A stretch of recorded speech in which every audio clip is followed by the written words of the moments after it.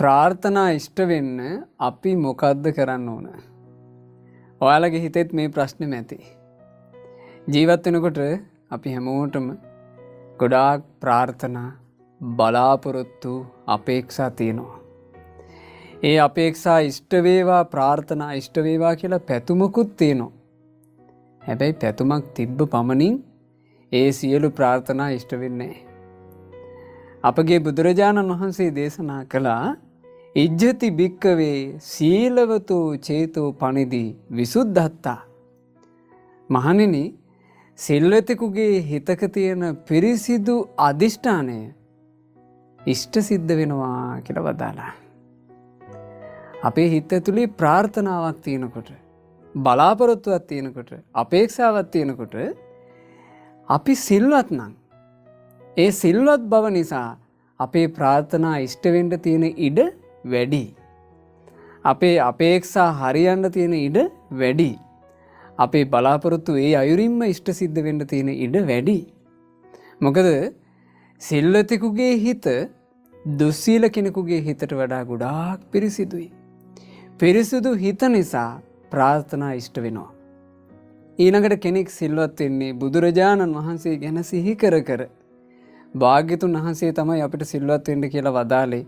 ඒ නිසා මං සිල්වත් වෙනවා කියලා. සිල්වතාට බුදුරජාණන් වහන්සේගේ ආශිර්වාදය තියෙනවා. සිල්වතාට ධර්මයේ ආශිර්වාදය තියෙනවා.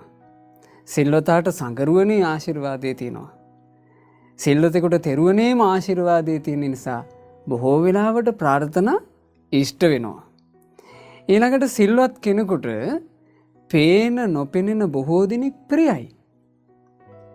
සාමාන්‍යයෙන් සිල් රකින්න කෙනෙකුට ඇසුරු කරන අය පවා ප්‍රියයි. ඒ වගේමයි නොපෙනෙන අය පවා සිල්වත් කෙනාට ප්‍රිය වෙනවා. ඒ නිසා සිල්වත් කෙනෙකුගේ ප්‍රාර්ථනා ඉෂ්ට වෙන්න තියෙන ඉඩ ගොඩාක් වැඩි. සිල් රකින්න කෙනාට දෙවියන්ගේ ආශිර්වාදය නිරන්තරයෙන් ලැබෙනවා. ඒ නිසාම සිල් රකින්න කෙනෙකුගේ ප්‍රාර්ථනාව ඉෂ්ට වෙන්න තියෙන ඉඩ ගොඩාක් වැඩි. ඒ නිසා හොඳට හිතට ගන්න. සිල්වත් වෙන්න.